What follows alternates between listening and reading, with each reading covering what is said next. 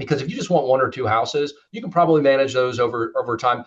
And again, it's risk versus reward too. Like if you're available, you're going to be grateful with tenants and you're okay with a little confrontation, handle it. And you're not worried about the risk. You get an attorney to draw up a lease agreement or use an agent to help you with that and screen the tenants and whatnot. You're probably going to be fine. But if you're looking to scale, once that management starts taking away from you scaling, that's when I would say this might be the decision point of either systematizing the property management so it reduces the time involved, or you need to hire it out. Welcome to the Real Freedom Show, where we inspire you to pursue your passion to gain time and financial freedom through opportunities in real estate. I'm your host, Mike Swenson. Let's get some real freedom together.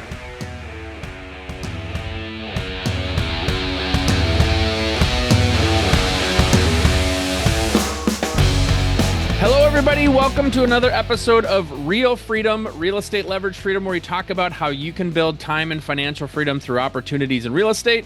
I'm your host, Mike Swenson. If you want to get started on your real estate journey, check out our website, freedomthroughrealestate.com. It's where we put all of our content, all of our podcasts for you to be able to dig in and learn and figure out what your next steps are. And today we got a part 2, which is super exciting. Happy to have Cameron Tope back. For those of you that didn't listen before or want to tune back in, so episode 336 was the episode he was just on a couple months back. The highlights: W-2 turned real estate investor, built his portfolio in Houston, runs Emerson Property Management, over 300 properties, and your own portfolio of 30 in Houston, and now you live in California. So we're going to talk a lot about property management 101, what to think about, lessons learned, and all that, and then talk about running your property management company from a different state and be able to be somewhere else and still have a very successful and thriving business at the same time. Cameron, so excited to have you back on the show. Mike, I appreciate me back on. You know, real estate is such a broad topic. There's so much. So appreciate you having me back on to dive in a little bit more about property management and talk a little bit more about what we can do with some of the lessons and things that you mentioned that we can share with the audience. And we won't go back to the story. We like sharing your story and talking about your journey, but obviously we already had covered that before. So let's kind of dive in, bring us to building and growing your portfolio in Houston. Then let's talk about that decision of going in and doing it yourself. And then we'll talk about the lessons learned and how you battled through that. When I first started, I remember thinking, man, if I just had like 5 properties, I think that would be like perfect. Oh my gosh, 5 doors. And then you get there and you're like, whoa, okay. And it's the same thing. Like, especially if you're getting specific in your market, or you've selected a market and you know the market, every deal you learn it a little better, you learn a little, maybe you build a more relationship with a private money lender or a loan officer, and your agent trusts you more. So they're going to send you more deals. So every subsequent deal, not that it's like easy, but it's simple, and you're refining that system. So it was probably about 7-ish doors, maybe plus, maybe minus, where I was like, okay, I think I was still working W-2 with British Petroleum. And I'm like, I think it's time to try to find a property manager. And because I was focused on the real wealth for me was the long-term rentals, was owning the asset. I read Rich Dad Poor Dad. I was all into that. I was like, I need to own these things. And so it wasn't, hey, I could make a quick wholesale buck. It wasn't flipping. That wasn't the thing. So I never really thought about the management side. It was, how can I own the most amount of real estate? Let this cheap financing at the time, we're talking 2013, 14. It was, I got loans at 3-4%. So how do we leverage that and build up a massive portfolio, and then just let inflation and rents increases and appreciation, all the great tax benefits, create wealth? And it was right around there, Mike, the 7-door mark, where I started going out and trying to find people, and couldn't find a good property manager. It was somebody who was a guy in a truck, and then it was a huge national company. And without rehashing that whole story, it was just like, I'm going to do it myself. And I think that's probably the point where a lot of people would just decide, like, okay, let's actually start creating a lot of systems for this. Before then, I was just kind of going ad hoc. I was doing Zelle payments. I was just doing whatever was easiest. At that point, it was, okay, let's start getting systematized. Engineering by training. So I was like, okay, I got Buildium. They were the only company. There's so many more now, but they were the only company at that time would take you under, I think you had to have a door or 2. It might've been 5 minimum. I don't remember, but it was small enough that I could get in. Appfolio and all the other big companies are like, you have to have 50 or 100 units to start. And I'm like, oh my gosh. So started with Buildium, and then just started with the basic processes. And when I say a process, I don't mean something very complex, Mike. It can just be a simple checklist. Everybody, especially with AI now, they want to build a beautiful dashboard and they want to, how do I make this connect with this and automate this? You don't know what you don't know. Just start with a super simple outline. It can be literally a checklist in Trello or on a Google Doc. We still use a lot of Google Docs when we're fleshing out a new process. We create a Google Doc and it's just the highest level you can get. What is step 1, 2, 3, 4, 5? And then when we kind of figure out, okay, well, maybe this, if then this, and then we start going, once we have that, that's when we put it into our true process workflow software we call it's Lead Simple that we use. But that would be overkill for most small property managers or real estate investors. What did you find took up a lot of your time? Finding new tenants, the maintenance requests, being able to handle that kind of stuff. Like as you're working your W-2 and you see your phone or you're checking your email and you're kind of getting sucked in from your real estate business, what were the things that were really kind of the cog in the wheel for you in those early days? For me, it was dealing with tenants as far as applicants. So, the maintenance, that was okay. When you have 5 or so properties, you should be getting a lot of maintenance requests. So you do a good turn, you make sure the property's in good repair, you drain the hot water tank. We can talk about, actually, I think we have on the website some of the free stuff for that, but like what we do in between turns to make sure everything's in a good spot. So if you do that, and again, you'll build that checklist out, then you shouldn't have a lot of maintenance. So my thing was, especially back then, we put a for rent sign in the yard and I would get 100 phone calls. I mean, it was just stuff was flying off the shelf. I like to say that time we were in a supply shortage. You could put lipstick on a pig and rent anything. So I'm fielding these calls and it's, somebody doesn't get your, get your answer or they get your voicemail. They might call 3 times in a row. And you're like, oh my God, so is it something wrong? And you don't know the numbers. And so Mike, that was the big thing for me. And I was talking with somebody else about this from a business perspective. Some people say start with the lowest value task when you're going to hire out. That's fine. That's fine. But for me, what helped me the most was farming out, or maybe saying, what can I delegate for the tasks that took the most energy? They drained me. And what drained me was talking to the same tenant or the same situation 100 times on each listing.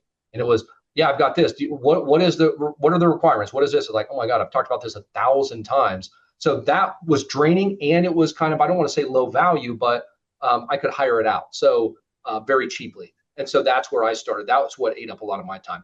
I still remember when I only had my one rental, and we had very good luck with having people that stayed a long time. And then, yeah, the one time you list it, you're getting all the calls. And I was like, I tried to schedule like a 6 to 9 p.m. on a Tuesday night. And I just told people, here's when the showings are going to be.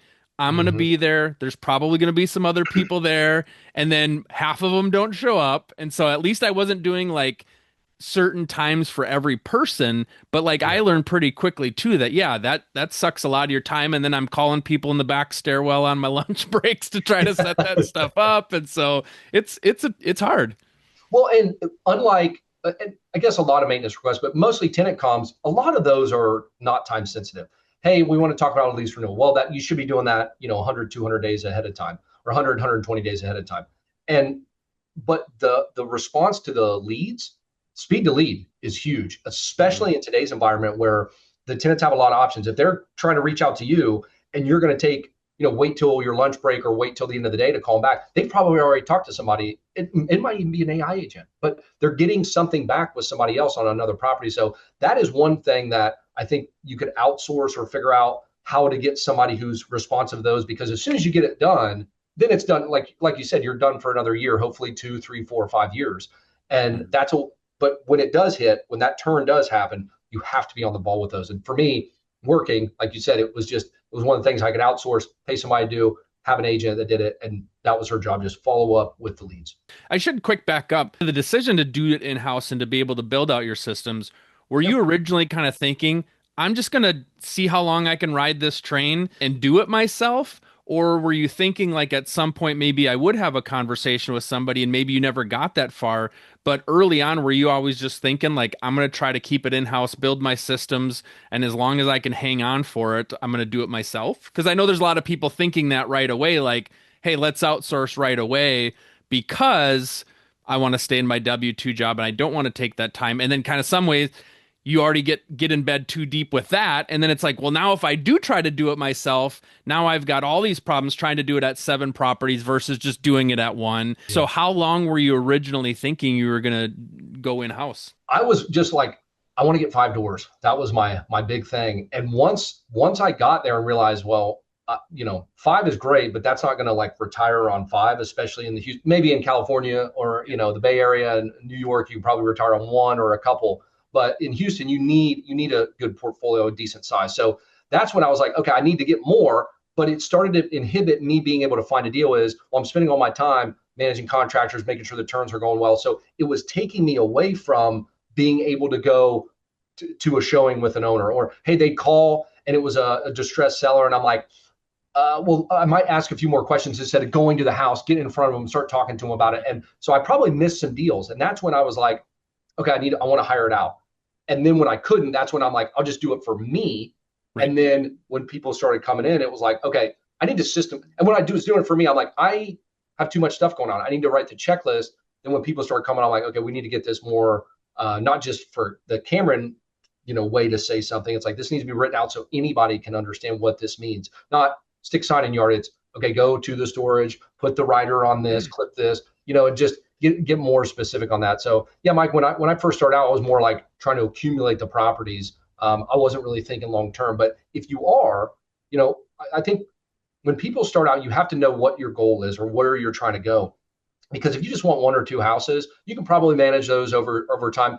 And again, it's risk versus reward too. Like if you're available, you're going to be grateful with tenants and you're okay with a little confrontation, handle it. And you're not worried about the risk. You get an attorney to draw up a lease agreement or use an agent to help you with that and screen the tenants and whatnot. You're probably going to be fine. But if you're looking to scale, once that management starts taking away from you scaling, that's when I would say this might be the decision point of either systematizing the property management so it reduces the time involved, or you need to hire it out.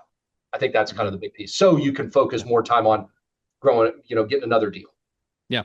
And to your point, yeah, like you said, hiring it out doesn't necessarily mean I'm doing all of it and then I'm doing none of it, right? You can leverage the technology, you can build the systems, you can leverage out pieces of that without having to just hire a company to take care of all of it. You can find ways to do the pieces, just like growing a lot of companies, right? You're trying to outsource parts of it, and then eventually you might bring it back in-house when you do have a full-time employee or a part-time employee, but you can leverage a lot of things piecemeal as you go and as you grow.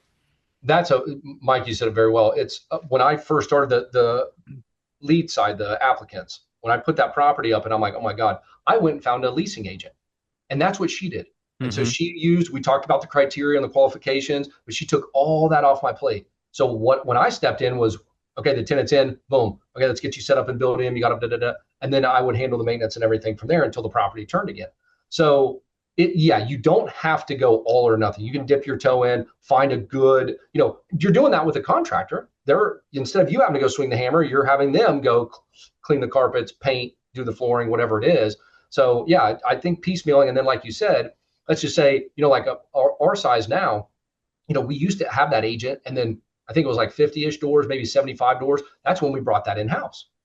And so if you're going to scale, there are decision points where you'll bring that stuff back in. It just makes more sense. So you mentioned about people started coming to you and asking, can you help me, right? It's a different story because you're setting up your own systems. Now you're going to have to play. Now your customer has changed from just the tenants to the tenants and those people you're managing properties for. Did that come in kind of in that 5 to 10-ish property window, or when did that start for you?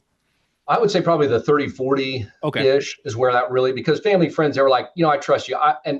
I was doing the same thing I was doing with my properties with theirs. It was just like the same guys. I had a general system, but it wasn't anything crazy. I talked to these people and they knew me very well. So getting approvals or talking through stuff was very smooth. And I do think if you're going to scale your own portfolio, it's a lot easier to manage because you don't have to ask for approval. You just, you have your vendor, you have your 2 bids, you've already worked with these guys, you're going with that one. Where for us, the third party management is a lot different process because, okay, I'm going to spend the owner's money. I need to make sure they're comfortable with me doing that. we have a $400 reserve. So anything under four, we'll make the decision on the owner's behalf. But anything above, we need to make sure we're clearly communicating, hey, this is a 13-year-old hot water tank. We spent some money on it. And here's the bid. We've already gotten some other bids, but this is the best one. We can get this done in a couple of days. Boom. So yeah, it is a different system. And then renewals, like for me, you got to think strategy too. So as an individual owner, you are marching towards one goal. When you're managing for 10, 20, 30, 40, 100 other people, they all have different goals. Some people are leaving, they're on an international assignment and they're going to come back in 3 years and they want you to take care of their home. Some people are, hey, this is just another piece of property that I want to buy in my portfolio so I can retire in 30 years. Some people are like, I need the cash flow now because I'm trying to get the hell out of my job. So everybody has a little bit different strategy. So when you get into the property management for third party, it is a much more complex beast. And honestly, you don't know what you don't know until you go through that. And you're like, oh my God, yeah, I would definitely renew this tenant, but I need to communicate that to this owner. So what do I need to put in this communication to get the approval? And we have to have timelines for that because we have to let the tenant know within 60 days. And yeah, Mike, it definitely starts making the if-then logic a lot messier than when it's just you solely operating. I mean, I could probably have half the staff if it was me operating 300 properties that I own. Sure. That is big because I'm even just thinking, I manage some short-term rentals. They're mine. And then all of a sudden I took on 3 from somebody else and having to remind me, yeah, I've got to communicate that stuff with these other people and then collecting their payments and sending them money. Like it slows everything down. Not that it's bad, but at the same time, it's a totally different process because your client changed.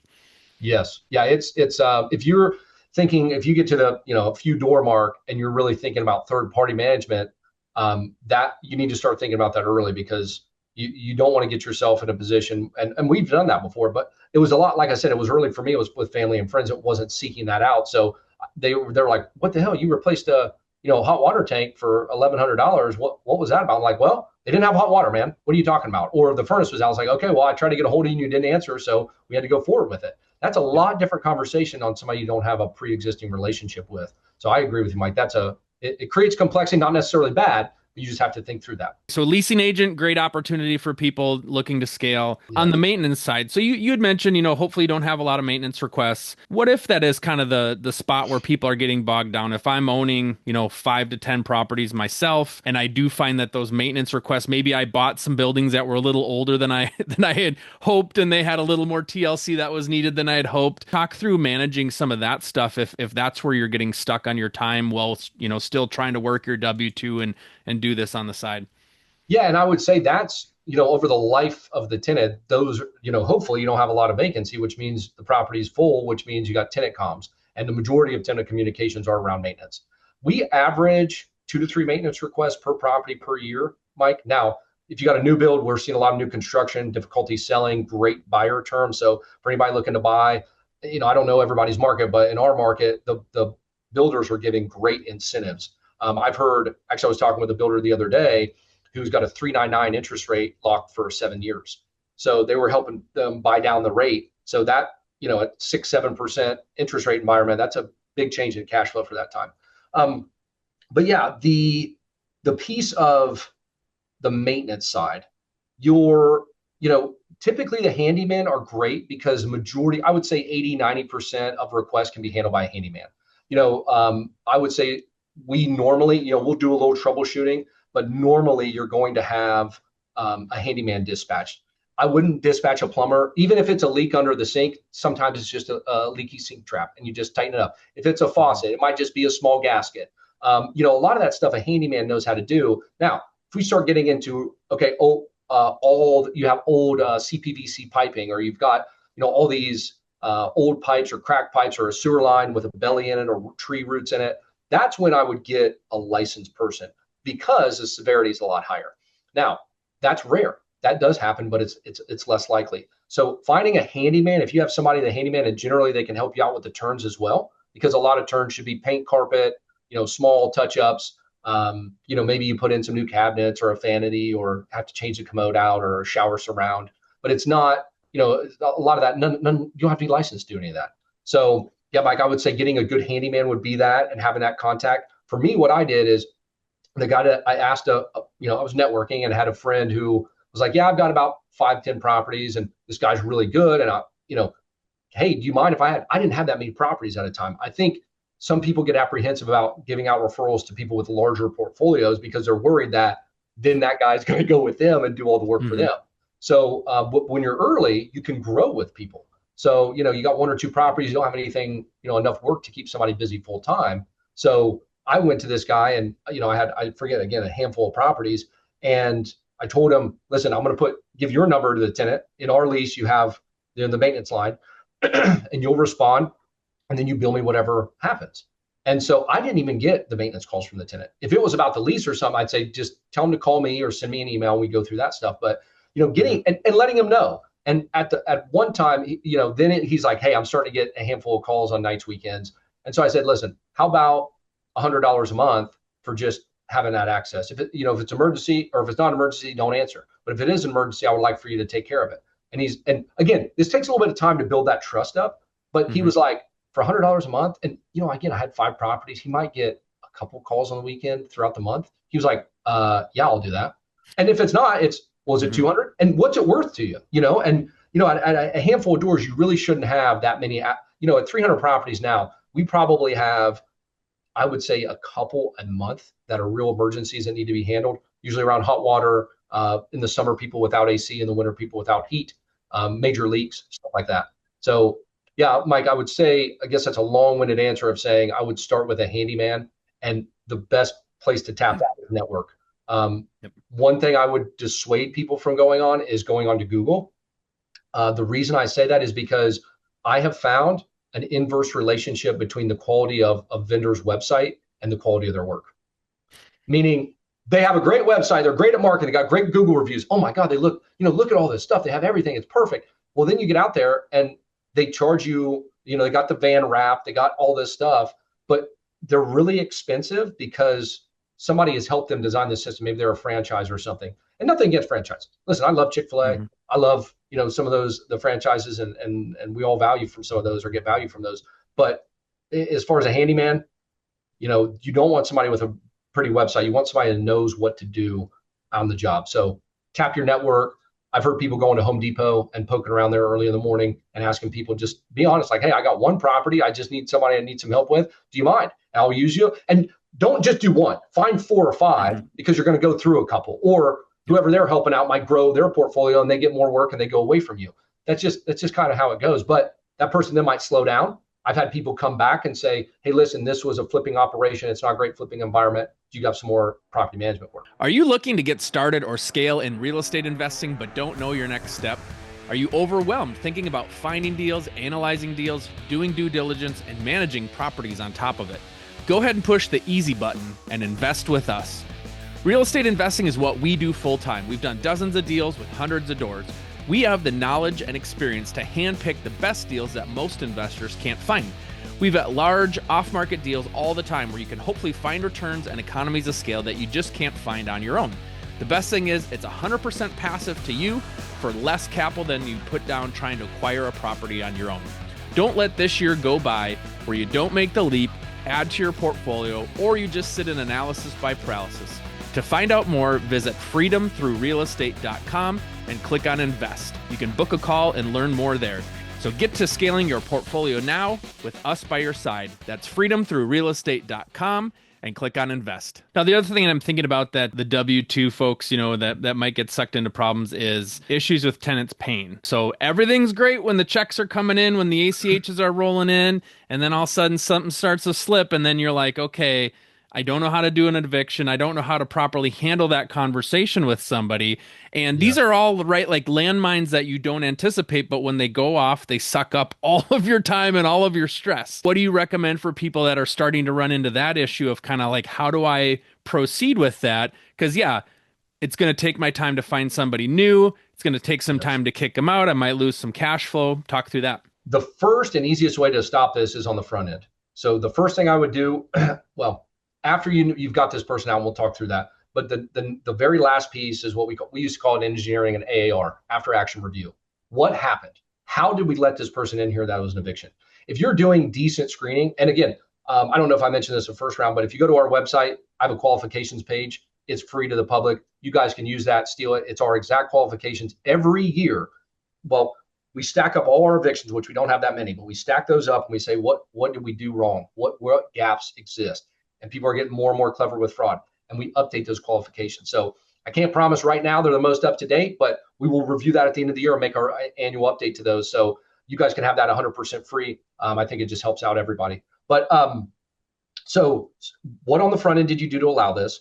If you have a very high eviction rate, you're probably doing something with that. We evict less than 8 out of every 1,000 tenants we place. But once you do get somebody who doesn't pay, well, and let me even back up a couple other tips there. So with a property management software and system, they're payment processing. And we have had tenants who have claimed fraud after being in our property for 2, 3, 4, 5, 6 months. And all of a sudden, $10,000 of rent has been taken out of our account. And we are fighting with the bank, the payment processor. Buildium is who our property management software is, and Wells Fargo, Chase, whoever it is.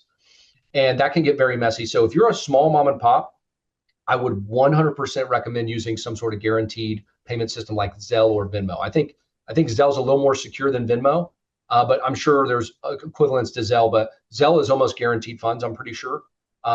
So we use that on the front if we ever got to take money immediately, or we have them go to a cashier's check down to the bank. Payment processing, you got to be careful on that. So that's one, how you accept payments. That's the first way to prevent any fraudulent or nefarious activity.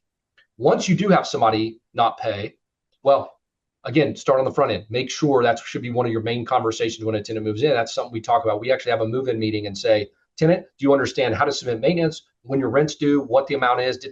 And so they can't ever say, well, I didn't know. They didn't tell me. It's like, we went through all this. It's in the lease, one, but nobody reads 16-page leases. Or if they, and maybe now with ChatGPT, they're getting a little bit more like, hey, review this for me. But we make sure we have a recorded meeting with them that we walk through all that stuff. Make sure you say rent is due on the first, late on the second, but the late fee will be charged on the third, fourth, whatever your state law provides or allows. Once they understand that, so you say on the fourth, if you haven't paid, we are sending you a notice to vacate.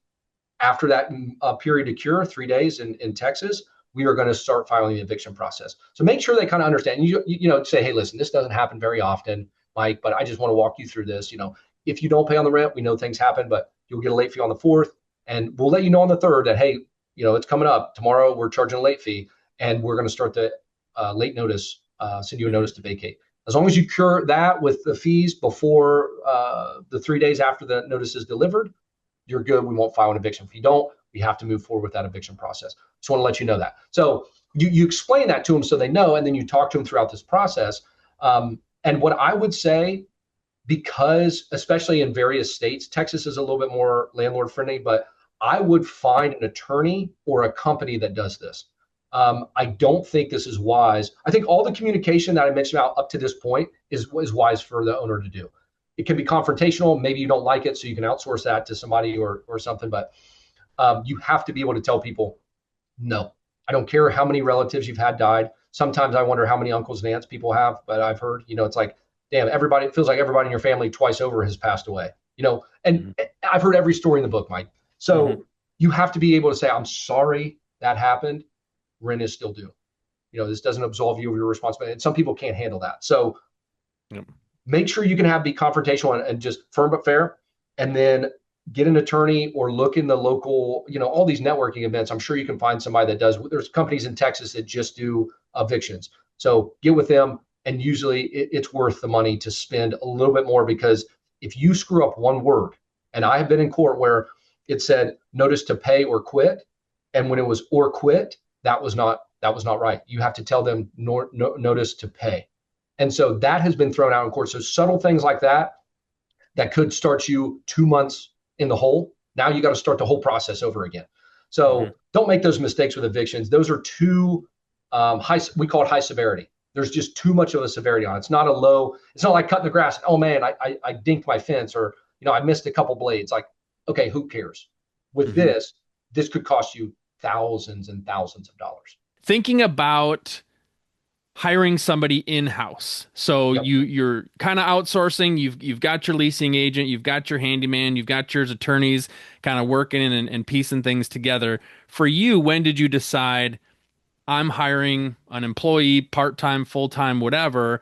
When was that decision for you? And then also kind of going back to W-2 into taking this on full time. Would love to kind of hear when you were making that jump. Yeah, I think it was about 30, 40, 50, somewhere in that range, hired an employee. And I was very clear that like, listen, you're basically going to be my assistant because there's no role. Like if I just had you do leasing, you would starve to death. If I had you just do maintenance, or I would lose everything, all the money would go to that. So I just need you to be ready to do what I say and help me build these checklists out. So that's, I think, being clear with somebody on that. And then you can have them start helping you build the process and say, hey, listen, create a check. Next time you do this, I'm going to show you how to do it. You write the checklist, you watch me do it. And then, you improve this and you make this a little bit better. So 30, 40, 50. Sometimes, listen, if you're doing a lot of short term, that number might be a lot lower. If you're doing longer term or in a cheaper environment, it might be higher. It just really depends.